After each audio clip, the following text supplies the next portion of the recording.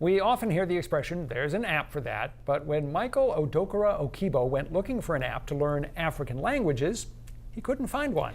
So he did what every entrepreneurial young man would do, and he decided to build one. How did you get the idea for this? So I was actually learning French over the pandemic. I wanted to learn another language and occupy my mind. But I also really had always wanted to learn my native language of Igbo. Michael Odokara-Okigbo didn't find much to help him learn. In the language learning space, there are no African language learning apps. I looked at the market opportunity and I thought this could be an incredible thing to not only put time in, but also maybe even create a community with. He began to work on an app that would not only teach language, but bring people together as they delved into learning. We are the first African language learning app in market that teach mother tongues to people who are interested in African languages. So in Nkenne, which is actually named after my mom, it's her middle name, Shalom Nkenne Odokara. It means of the mother in the Igbo language. Igbo is the principal native language of the Igbo people, an ethnic group from southeastern Nigeria.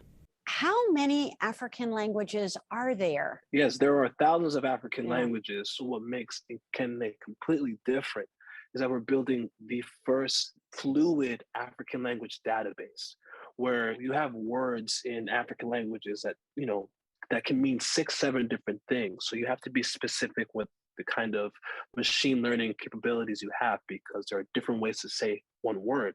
Right now, the app utilizes the Igbo language, but plans to expand to other native tongues. But we are launching officially late August, early September, where we'll have 4 languages on launch. Somali, which is a prominent main language. Right. So Somali, Swahili, Igbo, and Yoruba. Yoruba is a language spoken in West Africa, primarily in southwestern Nigeria. And Nkenne is utilizing feedback from users, or community members as they call them, as it shapes future content. They tell us what they like, what they don't like. They even told us that they wanted to have Swahili on as one of the languages. So that's partly of one of the reasons why we're putting it on. We have our users connected. They connect with each other. We're beginning to also add mechanisms where they practice with each other.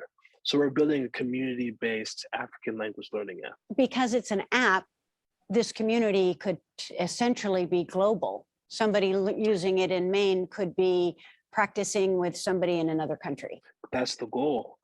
It is an inclusive language learning app that celebrates people of all heritages, sexual orientations, creed. No matter who you are, if you just want to connect with people who are interested in African languages, this is your platform. What is your goal with this? The goal is starting to become fulfilled. You should see some of the comments that we're getting from our users. They feel like they are retaining some sort of their heritage again, which has been incredible to see. But our main goal right now is to get Nkenne into universities. We are not only building Nkenne, but we're building Nkenne for Students, which is a separate desktop platform for professors to easily be able to teach African languages. Our hope is to build a community that's excited about speaking African languages and learning something different within themselves, whether they are connected to the continent or not. Now, the app is still in development and eventually will include a blog, a podcast, and a chat room. And Nkenne has been in the finals of Greenlight Maine and won the Emerging Business Award from Gorham Savings Bank. And if you recognize Michael, it is because he is also a recording artist under the name of Michael O. And years ago, along with the Dartmouth Airs, he was the runner-up in NBC's a cappella contest, The Sing-Off, which we followed very closely because he was a classmate of one of my daughters, so we were thrilled. Yeah, no, he grew up in Maine. A lot of people know him. They remember him from The Sing-Off, and they have followed what he's been doing since then. And this is a really interesting project. Career. It really, really is. And I was thinking about this. We have all, in all lines of work, relied on Zoom throughout the entire pandemic, for better, for worse. We complain about it a lot. But Michael was in Nigeria when I talked with him, and we set up a time, and I thought, well, we'll see if this works. And sure enough, there he was, halfway around the world, and we could talk, and he's doing something really exciting. So it was great to talk with him.